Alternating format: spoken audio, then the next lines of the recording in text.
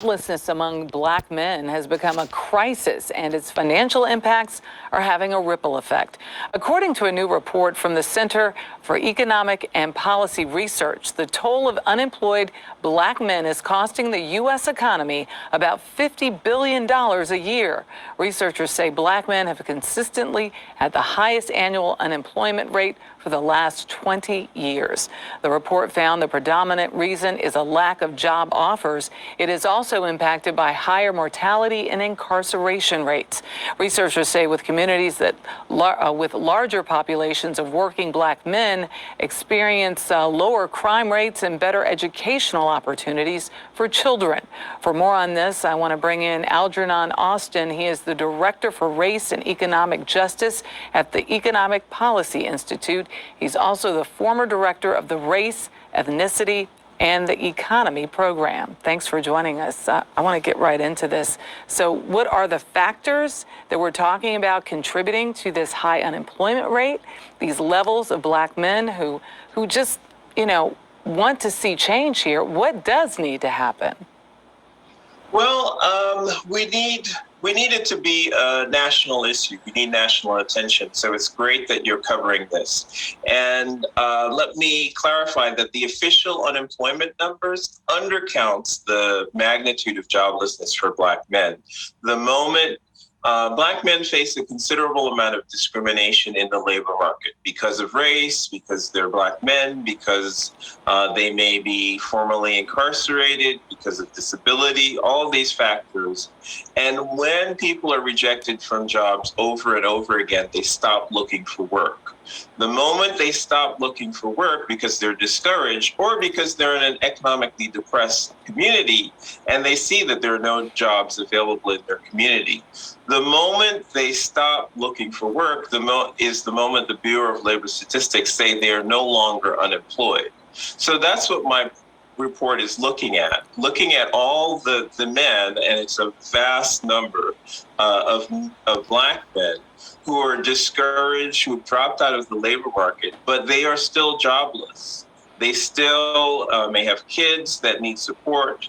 And when you look at that, you see a massive, on an average year, it's about 1.4 million men.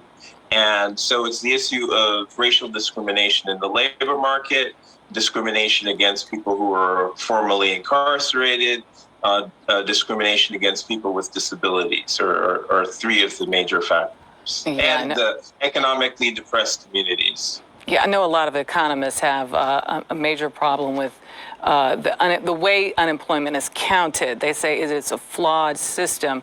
But I'm curious, those unemployment levels of black men running much deeper than just not having a job. It's also perpetuating the wealth gap in this country, because for every month a black man's not working, that's less money for his family, which means less opportunity on a host of measures. So talk about that cycle.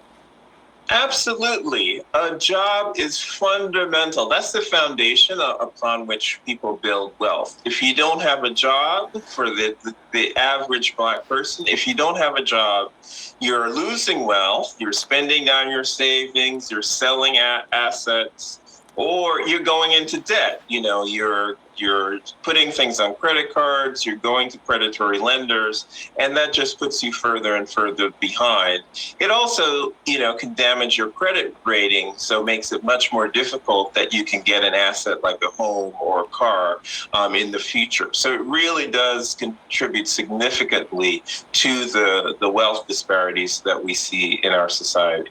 Do we have any idea of the mental health toll this is having on black men, or their wives and children, for that matter? This is a very important question that you ask, and we need to do more research on that. But we know that joblessness is going to cause stress, anxiety, can lower your self-esteem significantly, particularly if you have people depending on you for support. All of the mental health challenges gets multiplied when you think, I'm letting down my family because of my joblessness. So yes, it contributes a significant amount to mental health stress and duress. Research suggests that if the jobs gap closed between white and black men, about $30 billion would be funneled back into black communities every year. What are the solutions to fixing this, or are there any?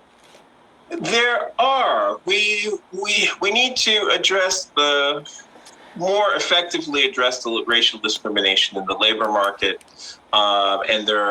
we need more laws. We need stronger initiatives, stronger encouragement for employers to diversify their employment practices and really give opportunities to everyone, not just to the people in their networks. We see this problem persistently.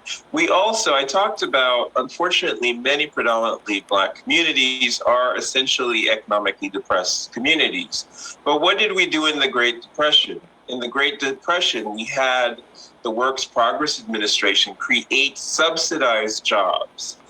So we need targeted subsidized jobs programs to high unemployment communities. And unfortunately, there are many black communities that have this long-term persistent levels of high unemployment. But there are also Native American communities, some Latino communities, and even some white communities with significantly high unemployment. So we really should do more. During the Obama administration, there was a subsidized jobs program that was connected to TANF. We can use that as a model and just make it bigger and so that it can better address all, the size of the problem. Yeah, there's the train of thought that since government contributed to the systemic segregation and discrimination in many of these communities, it should play a role, as you just mentioned. Algernon Austin, thank you very much for your thoughts and your research.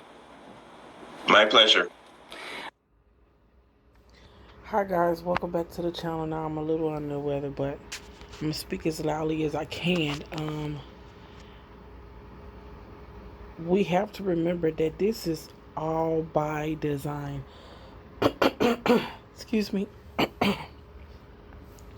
This is all by design. You remember when the government gave minorities, poor people of color, mostly women, benefits, food stamps, and child care and blah blah blah. But they said you got to put the man out of the house. He cannot be living in the homes with you.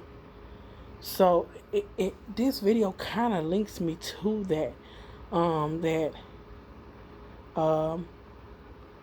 I've heard a video of Philip Scott say that you don't see a lot of black men in construction. Not anymore. You don't. It is all by design. It's like they're not hiring black men for these positions for a reason. They don't want them in these positions, and they don't want you to build those skills that are necessary for a lifetime, like construction, like welding, and et cetera, et cetera. Like, this is all by design. And they know that the black man is the head. So when the head is out of order, the body is out of order. Now, I read some of these comments up under this video, and I'm really disappointed in black women. Well, black women are doing this, and we're soaring, and we're just passing by them. Let me tell you something, black women. We're nothing without black men. How do you expect to create future generations of black kids without a black man? Y'all need to stop this division, because it is sickening, and it does nothing but turn up the heat of the judgment from the Most High Yah.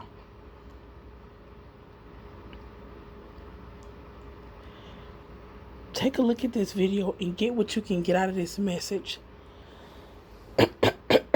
Excuse me.